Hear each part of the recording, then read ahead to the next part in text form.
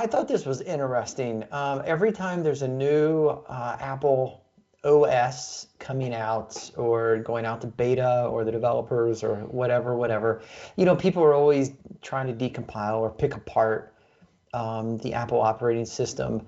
And 9 to 5 Mac reported, and they actually, I think they said somebody fed this to them. Somehow they found out that iOS 14, which is for iPhones and iPads, iOS 14 source code reveals Apple is working with BMW on futuristic CarKey phone feature. Now, we've seen this in other ways. BMW already has a car app that you can unlock your car and you can drive your car with the app. And Hyundai has this with the app. And I mean, other manufacturers have an app that you can use to unlock and drive the car using was it near frequency NFC. But the difference, low energy. Right, or Bluetooth low energy, exactly. But the difference here, what makes this so different, is the way Apple is integrating it is native to the iPhone, not in an app. And the way it's explained in the article, and it's still kind of speculative at this point, but they think that you'll be able to store a car key in your, was it passport? The same place where you keep, is it keychain, where you keep your airplane boarding passes, your Starbucks card, your different things. You would just have a car key in your digital wallet, and that it will be enough to unlock the car, assuming the car supports the same functionality. And it looks like they're partnering with BMW to be the first ones to actually support this. Now, there are several things that go into this. What's interesting is, you'll be able to walk up, and right now they always show a picture of somebody waving their phone in front of the car, which seems kind of clunky and kludgy to have to pull the phone out, even when it's snowing and raining and crappy weather.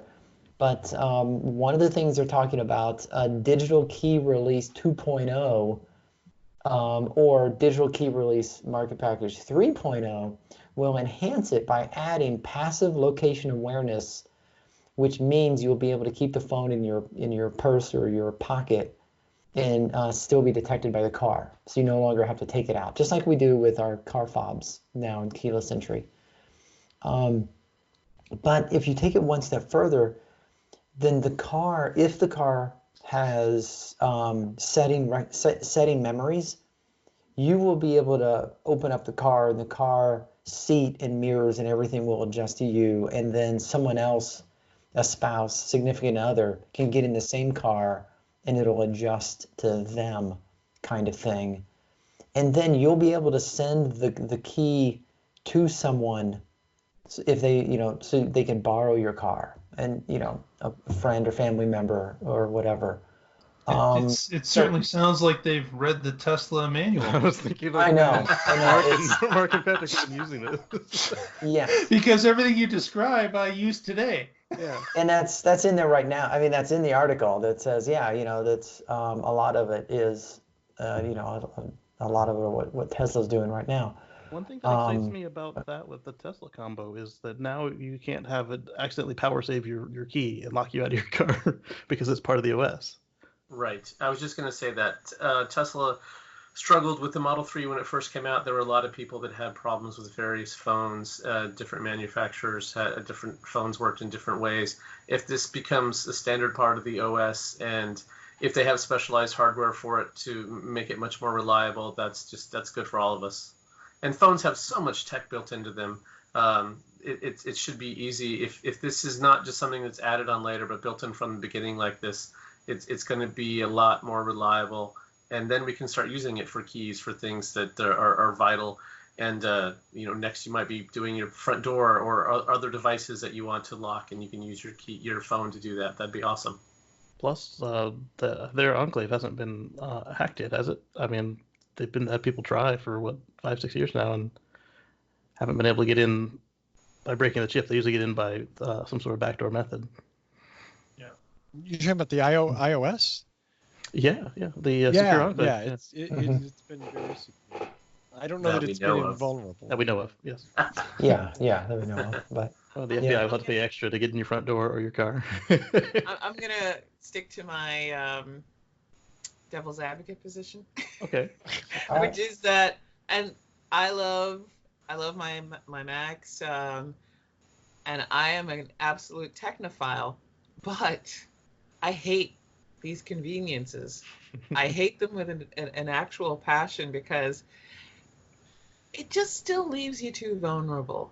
It's why I don't have banking apps on my phone, because at some point somebody's going to find a way to screw something up.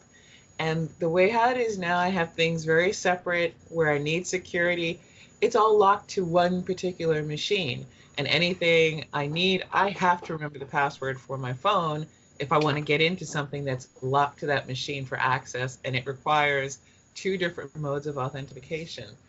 I don't want my car, as cool as the whole thing sounds, and it does sound cool, unless it's an AI that can literally go, hey, who the hell are you? You're not Georgia. I don't want it in control. I want my door to stay locked until you get the right key. I want my car to be in the thing that I want it to be at. And if somebody else is going to drive it, they need to be somebody who knows me, has their own key, and they can set things when they get their butts in the chair. Whatever kind of system you have, there's some way that it can be hacked or picked or broken. But the more you add conveniences to one central location, particularly tied to an OS, that more likely you're going to somebody cracks it, they get into everything. You're not going to get into everything for me. See, and I'm the person who's going to leave my phone at the airport, and I'll be locked out of my car, locked out of my house, locked out of my phone is attached to my hip when I'm at a job. My keys are actually lanyard clipped to me as I walk around on set. So you can't get anything off of me. It's all stuck to me, and I'm paranoid. My friend, I watched him go through 3 different phones because he lost his phone in the course of a year, and I was just like, oh my goodness, how do you just leave it? Yeah. How does that work? They're expensive. I can't do that. Right. So your point is one reason why I'm really glad that Tesla backported the pin to drive feature to the Model 3. They're like, oh, the car doesn't need it because it's a different technology. It doesn't have key fobs. But if somebody steals that key, that phone, now they also have to know your password before they can actually get the car in gear. That's pretty cool. That is a nice feature. Yep. Just like 2-factor authentication. Yep. I'm taking everything out of your glove box, though. Yeah. I realize that's true. Not in the Model 3. Okay, so Georgia, let me ask you this. I'm going to start calling you Miss Paranoid, but do you have GPS in your car? No. Okay. See, and I was going to say, I'm genuinely curious. This isn't even a setup or anything. I'm genuinely curious because my wife and I both have GPS in our cars, and neither of us have home as a setting. One of the things that we've read online is if you're carjacked or if someone manages to steal your car, one of the first things they do is they punch up the GPS and they hit home because now they know exactly where you live and they know you're not there. Yep. Yeah. Right, and they have a garage door opener in the car, so they can get in there's a garage door opener. Exactly, yeah. Tony, you should amp it up and make your local police station home. Yes. That's hilarious. That's actually a really good idea. I love the way you're thinking there, Mark. That's great. I have mine set to a region that will help me get there, so I know how to get around all the traffic, but also that way it'll route itself from around the country to that point that I can get it there. I do the same thing. Yeah. I have it near our house, but not at our house. Yeah, and I can do voice commands to get to the city, and it'll route me from anywhere in Chicagoland area to the city. And of course, once I'm within 10 miles, I know how to get there from there. But yeah. I think it's fascinating how much of an outlier group we are. Yeah. The 6 of us here. And I'll tell you why I think that. Because most people have one password for just about everything they do, and that password is like 123 admin. Yeah. Oh, And No. yeah. And so I haven't in the last 6 months or so, but used to get new car every week, press car, right? Review car. And one of the first things I do is look at the stereo, go through the infotainment system and the touch screen and all that. I can't tell you how many times I had the previous reporter's cell phone, address book, addresses, and didn't even bother to clear it out. Like, and again, experts, right? Didn't even bother to clear it out. Right. At one point I downloaded, I'm going to creatively forget what company it was, but I had an app that connected to the vehicle. And the next press person that got that car didn't change anything, and I could control the car from my app in that person's driveway.